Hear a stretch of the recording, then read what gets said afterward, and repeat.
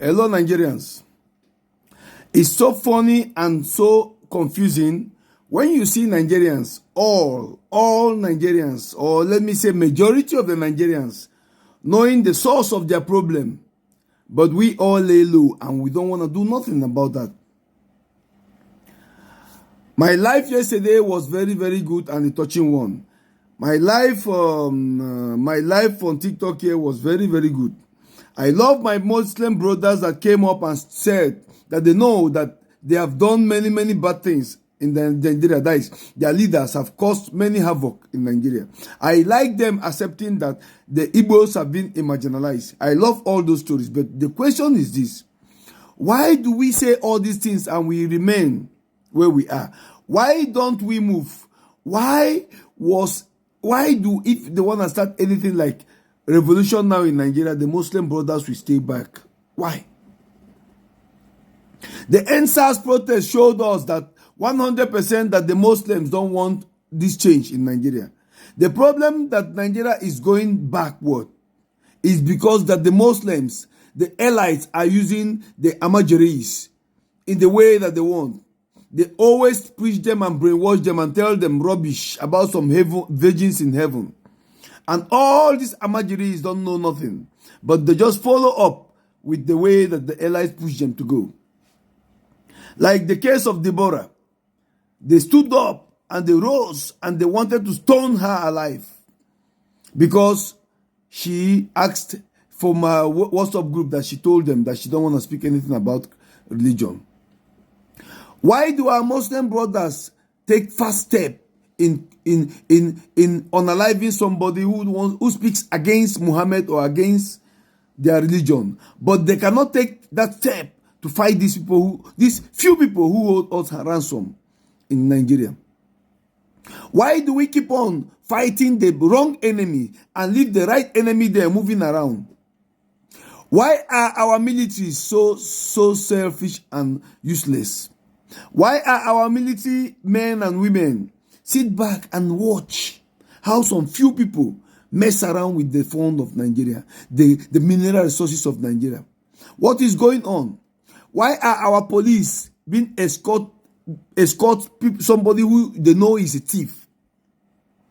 We all know back then when Hope Uzodinma was a 419er. We know all that time, all back then. When he was a dealer, we know. When Tinubu was a dealer, we all know. All these people have been committing themselves into atrocities, and now they come back and tell you to guide them. They lead you, they give you change, and you take the change and you guide them. What is going on?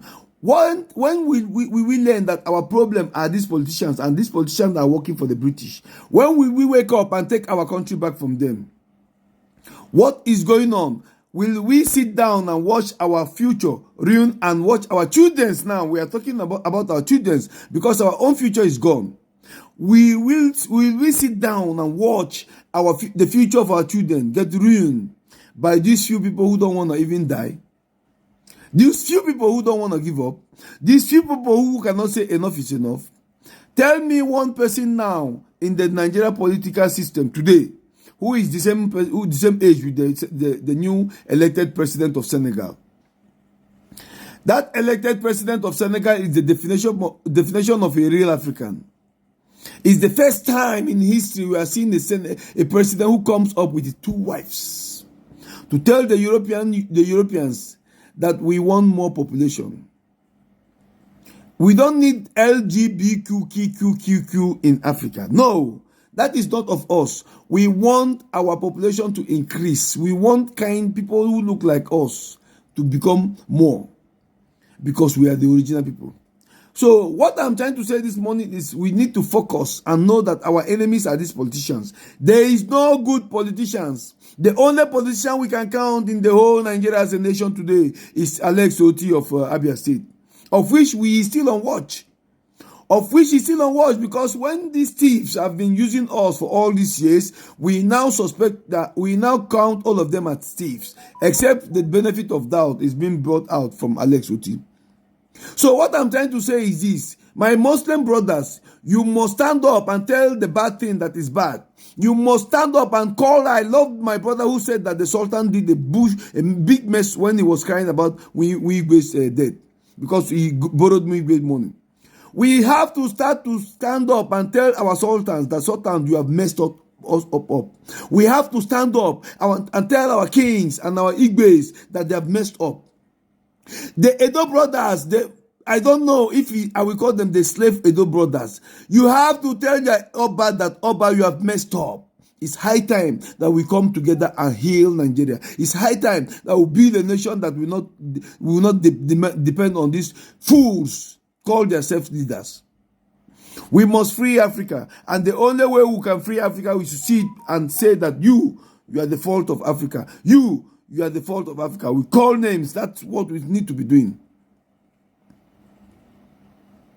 You know, when we sit around and we say that this is our own and we need to protect them, like the Benin people, the Edo people, protecting their Oba, that will take us to nowhere. If the Oba mess up, you tell him, Oba, you messed up. Don't come and tell us that Tinubu is God sent. There is no way Tinubu is God sent.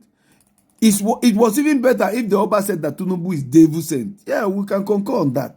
Not to tell us that Tinubu is God sent. Are you trying to make all of us fools in the eyes of people, or what?